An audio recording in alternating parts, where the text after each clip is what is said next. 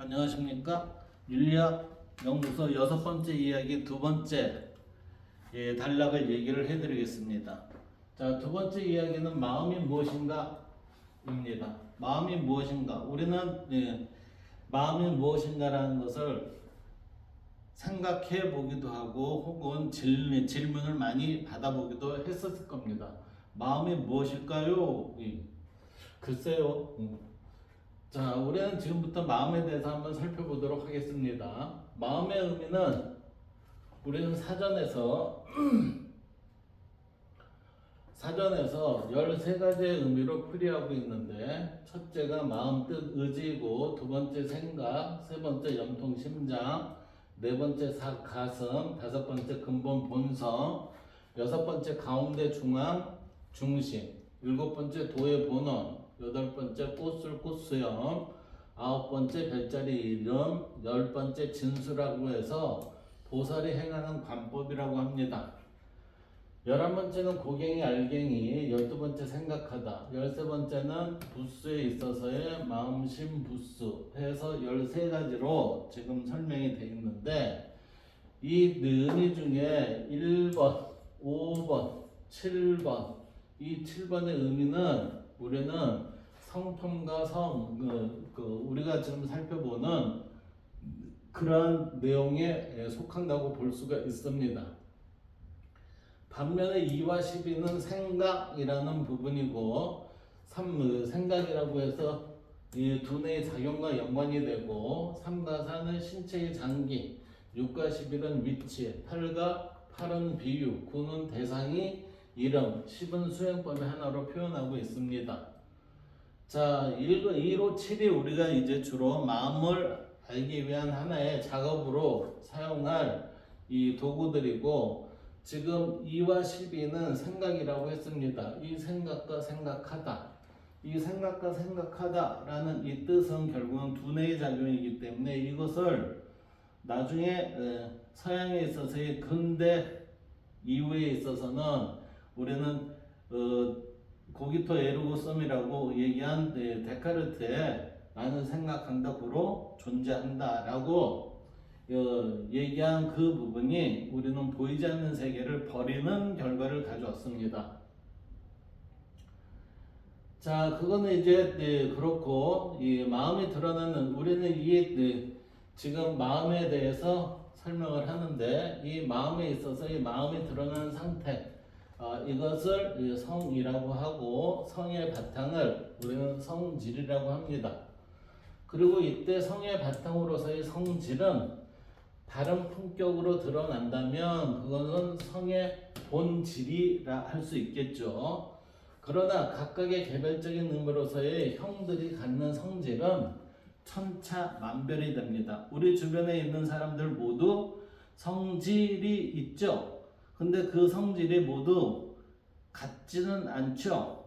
근데 총체적인 의미에 있어서의 같다라는 의미는 여기에서 우리는 바르다라는 의미예요. 그 바르다라는 얘기는 도덕적이고 윤리적이다라고 이렇게 표현이 되는 거죠. 이러한 천차만별이라는 요 설명은 우리의 요 밑에 부분을 보면 좀 더 이해하기가 쉬울 겁니다. 자, 이것은 마치 어떤 제품에 대해 우리가 품질이란 물품의 성질 혹은 물건의 바탕을 얘기하는 것인데, 이 물품의 생산 결과가 소비자에게 나가기까지는 우리가 검수를 해요. 이 검수를 할 때 소비자에게 나갈 수 있는 제품은 정품이 되고, 그렇지 못한 것은 우리는 불량품으로 이것을 구분을 합니다. 이와 같이 우리는 여기의 성질이 다른 품격으로 드러난다면 그것을 정품이라 하고, 만약 바르게 드러나지 않는다면 그거는 불량품이 되는 거겠죠. 그래서 지금 우리의 삶에 있어서 나는 불량한 삶을 살고 있는가, 아니면 정품의 삶을 살고 있는가, 그것도 한번 생각을 해 볼만 합니다. 자, 그러나 이성에서의 성으로서의 성질이란 성을 드러내는 것들인 성을 드러내는 것이 형이죠. 형의 성질 혹은 바탕으로 표현할 수 있는 것인데, 형의 성질 혹은 바탕이 결국은 형으로서의 지닌 뭐냐면 마음의 어떤 상태로 보존되어 있는가가 그대로 드러난다는 거죠. 그래서 우리는 마음의 어떠한 상태로 보존되어 있는 것이 이렇게 드러났을 때 그 사람의 성품이라고 얘기를 하는 거고, 이 보존된 상태가 천차만별이라고 했기 때문에 그 천차만별이라는 것은 질에 따라 달라진다 라고 이렇게 표현이 될 수 있는 것입니다. 따라서 형의 모습은 자신의 마음 상태가 외부로 드러나는 그때 우리는 나의 모습이 되는 자신인 것입니다. 지금까지 마음의 보존 상태 혹은 마음 상태의 작용으로서의 우리는 마음을 지금 살펴봤어요. 마음이 무엇이다 이렇게는 표현하지 않았습니다. 자, 이제는 과연 마음이 무엇일까에 대해서 한번 살펴보는데, 이 마음을 우리는 사전적 의미에서 한번 추출해 보도록 하겠습니다. 우리는 사전에서 1호 7번의 의미로 마음심의 실체에 접근을 한번 해봅시다. 자, 1호 7번의 의미가 뭐였냐면 1은 마음 뜻 의지이고 5는 근본 본성이었고 7번은 도의 본원이었습니다. 자, 이것을 마음이란 이런 형태에 있어서 이 정의를 개념을 만들면 마음이란 도의 본원에서 비롯된 것입니다 라고 하니까 이 도의 본원이라고 했으니까 이걸 이치라고 우리는 말을 했었어요. 그래서 이치에서 비롯된 것이 우리 형에게 들어와서 내재된 것, 그것이 마음이다 라고 이렇게 보는 거죠. 그리고 이 마음을 드러낸 것, 이것을 우리는 성이라고 얘기를 하고 싶다. 그리고 성의 근본을 우리는 본성이라고 하고, 이러한 본성이 드러나는 현상을 우리는 마음 이렇게 표현한다는 거죠. 그리고 마음이 지닌 지조성, 이것을 잘 지키는 것, 그것을 의지라 하고, 이 의지의 표현으로 우리는 용기 내지는 호연지기 이런 식으로 이제 아리스토텔레스나 아니면 맹자에 의해서 얘기가 되고 있습니다. 자, 여기에서 지금 마음이란 말이 들어가고 성이란 말이 들어가고 이치, 도의 본원이란 말이 들어갔어요. 자, 이 말은 우리는 지금 흐름상으로 보면 도의 본원이 마음이고 마음이 드러난 것이 성이며 각각의 성이 드러난 것을 성품이라 하고, 성품이란 형이 지닌 성질과 됨됨이라고 표현하였지만 구체적으로 설명되면 형이 잠재된 마음을 드러낸 마음의 현상, 이것을 우리는 뭐라고요? 성품이라고 하고, 개별적으로는 그것이 드러났을 때 성격이라고 말을 하고, 그들에 있어서의 바탕이 된 것을 성질이라고 말할 수 있다고 했어요. 지금 여기에서 보면 우리는 지금 여기에서 성과 심과 그 다음에 이치, 자, 이 세 가지의 단어를 우리는 동양에서 주자는 이 관계를 성증리로 표현을 한 적이 있고, 자, 왕수인은 이것을 심증리로 표현한 적이 있습니다. 자, 이거에 이 사람들이 얘기한 이 관계와 선생님이 지금 제가 그 마음이란 표현을 적어놓은 문장에 대해서 한번 살펴보면은 좋은 우리가 그 내용으로 이해가 될 수 있지 않을까 생각이 됩니다. 자, 지금까지의 설명, 이성이란 이치와 성품이 결합된 상태, 그리고 이성으로서의 이화성이 지닌 의미, 본질적 내용으로는 같다. 그렇지만 세상에 드러나는 방식은 다르다.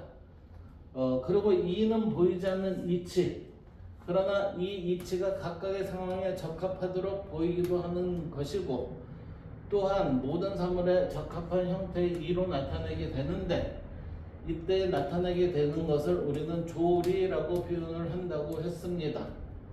자, 지금까지 성은 도의 본원에서 비롯된 마음이 드러남이며 성의 근본을 본성이라 하였고 본성이 드러난 현상을 마음이라 한 것입니다. 그리고 성품이라 사람의 성질과 됨됨이라고 표현을 했었는데 이는 형이 지닌 성질과 됨됨이로 설명될 수 있고 포괄적 의미에 그리고 이 성품을 구체적으로 설명을 하면 형이 드러내는 각자의 마음 바탕이라고 할 수 있겠습니다. 이러한 마음의 바탕인 성품이 드러나는 것을 우리는 각각에 있어서의 성격이라고 표현할 수가 있겠죠. 그래서 결론적으로 이성이란 보이지 않는 이치를 형인 사람으로 하여금 내재가 됐으니까 보이는 세계에 드러내는 방법 뭐로 성으로 그리고 이 드러내는 성으로 우리는 뭐로 판단의 기준처를 삼아서 어떠한 선택을 할 수 있다 이렇게 되는 거죠.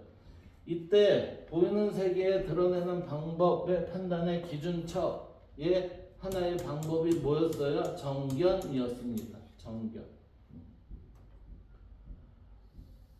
이제 이성과 합리적이란 말에 대해서 한번 살펴보도록 하겠습니다. 원래 이 얘기로 인해서 시작이 됐는데 이성과 합리적이란 말은 우리가 윤리학 연구소 5번째 이야기에서 이 표현이 나옵니다. 근데 이 표현만 썼을 때 이해가 잘 안 될 것이라 생각해서 이해를 시키느라고 6번째 이야기를 쓰게 됐는데 이 6번째 이야기에서 이성과 합리적이라는 단어가 갖는 함의를 우선 살펴보면 자, 이성과 합리적이라는 표현의 사전적 의미를 보면 이성이란 사물의 이치와 원리를 알아내는 힘 그랬어요. 그리고 논리적 개념으로 생각하는 힘, 옳고 그름 등 가릴 수 있는 능력 이게 뭐예요? 결국 사고력 이렇게 되잖아요. 그리고 사물을 가리키는 그 사물을 가리는 능력 그러니까 사고를 해서 선택을 해라. 이거는 사실 어떻게 보면 정견의 입장하고는 별개예요, 별개. 예. 지금 이성의 입장이 이렇게 보는 것은 뭐예요? 앞서 본 저의 이와 성을 분리해서 선택이 되는 마음까지 이성 리로 이루는 그 과정이 아니라 이거는 단지 서양에서의 사고하는 힘 이것을 지금 이렇게 4가지로 풀이를 했다고 볼 수가 있습니다. 그러나 여기에서의 지금 우리가 공부하는 부분에 있어서의 많은 부분이 이렇게 되어 있기 때문에 일단 이렇게 설명을 해 나가도록 하겠습니다. 그리고 합리적이라는 말은 이치나 논리에 합당한 것 이것은 우리가 앞에서 얘기한 이성의 이가 아닌 앞서 설명을 했었던 이성의 의미로서의 합리적이다라는 표현하고 일치를 합니다. 그런데 여기에서 최근에라는 말이 들어가요. 이거는 설정된 목적을 가지고 효율적으로 달성하는 데 도움이 되는 생각 이건 뭐죠? 이거 효용성입니다. 효용성하고 이게 이성하고 무슨 관계가 있어요? 관계가 없지. 엄밀히 얘기하면 합리라는 말은 이치에 합당한 거 이렇게 돼야죠. 근데 이게 이런 식으로 표현도 됐네. 나 하고 있다 이렇게 얘기를 하는 거죠. 우선 여기에서 이성이라는 거에 대해서 한번 살펴보도록 합시다. 여기에서 나온 이성. 자, 이성의 의미, 사물의 이치와 원리를 알아내는 힘, 논리적 개념으로 생각하는 힘, 옳고 그름을 가릴 수 있는 능력, 사물을 가리는 능력 이렇게 표현된다고 우리는 위에서 서술했습니다. 이러한 서술을 지금 1, 2, 3, 4의 번호를 붙여놓고서 살펴보도록 하겠습니다. 자, 1번 사물의 이치와 원리를 알아내는 힘. 이거는 마치 동양에 있어서의 주자나 왕수인의 경물치지와 같은 이야기와 유사하다고 볼 수 있을 겁니다. 그래서 경물치지를 향해 나가는 힘, 사물의 이치와 원리를 알아내는 힘, 이것은 얘와 일치하지 않는가? 왕수인의 입장에 보면 경물치지란 사물의 이치를 궁극에까지 이르러, 그러니까 궁극에까지 이르러 나의 지식을 극진하게 이른다라고 했으니 이치와 원리를 알아내는 힘이 극진하게 하는 것과 같지 않느냐 이렇게 보는 거고, 주자는 경물치지란 모든 사물의 이치를 끝까지 파고 들어가면 이치와 원리를 알아내고자 한다면 알매 이른다. 경물의 자세라는 거죠. 이때의 이치란 각각의 이치를 말하는 것으로 조류와 같은 의미가 아닐까라고 생각이 됩니다. 두 번째, 논리적 개념으로 생각하는 힘. 생각이 논리, 사고의 논리. 이거는 뭐죠? 두뇌예요, 두뇌. 두뇌의 관점. 그래서 이거는 두뇌의 논리를 따른 형식으로 이성이라고 표현한다는 것은 이성의 본질적인 면에서 벗어난 것이라고 생각이 됩니다. 라고 제가 얘기했었죠. 앞서 얘기했듯이 제가 이성을 분석한 내용하고는 지금 전혀 다른 개념으로 넘어가죠. 근데 이 개념이 서양에 있어서의 근대 이성 개념하고 맞아 떨어지는 이치로 지금 생각이 됩니다. 그래서 이성의 본질적인 면은 뭐예요? 이와 성은 같은 내용이고, 그리고 다른 위치에 속한 거에 대한 설명을 이성이라고 표현을 했었습니다. 자, 이 뒤에 부분은 앞서 설명을 했기 때문에 제외를 하고 이미 설명을 했습니다. 그리고 세 번째는 옳고 그름을 가릴 수 있는 능력이라고 보고, 이거는 뭐죠? 순리에 따라갖고 조리에 따른 판단을 했느냐 안 했느냐 이거죠.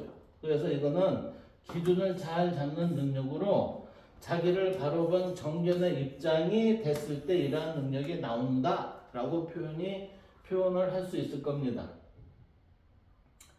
네 번째는 사물을 가리는 능력, 그러니까 네 번째는 세 번째와 거의 같다고 볼 수 있겠죠. 그래서 바람직한 선택을 할 수 있는 능력이라고 표현할 수 있을 것입니다. 자, 여기에서 4번 항은 3번 항으로 충분히 대체 설명이 될 수 있고, 그리고 1과 2, 3과 4번 항의 총합을 바탕으로 이끌어내는 의미는 보이지 않는 이치를 형인 사람으로 하여금 보이는 세계에 드러나는 방법이자 판단의 기준처로 볼 수 있는, 이거는 제가 얘기한 그 이성의 개념이에요. 그래서 1과 2는 결국은 뭐예요? 이건 두뇌예요, 두뇌 힘. 두뇌의 힘이기 때문에 이거는 뭐예요? 사고력이에요, 사고력. 생각하는 거. 우리는 이 판단의 기준처를 나타내는 이성이라는 개념은 여기에서는 지금 얘하고는 지금 차별이 있는 거예요. 본질에서 드러나는 그 기준을 가지고 우리는 판단을 하는 거죠.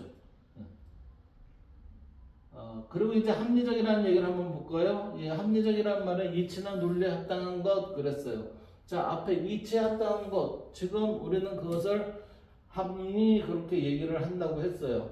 논리에 합당한 거, 이 얘기는 뭐예요? 순리에 따른다 하니까 이때 합리라는 말은 앞서 얘기한 이성의 개념과 부합이 되죠. 그렇지만 지금 여기에 1번, 2번 항은 이거는 두뇌의 힘이라고 볼 수가 있습니다.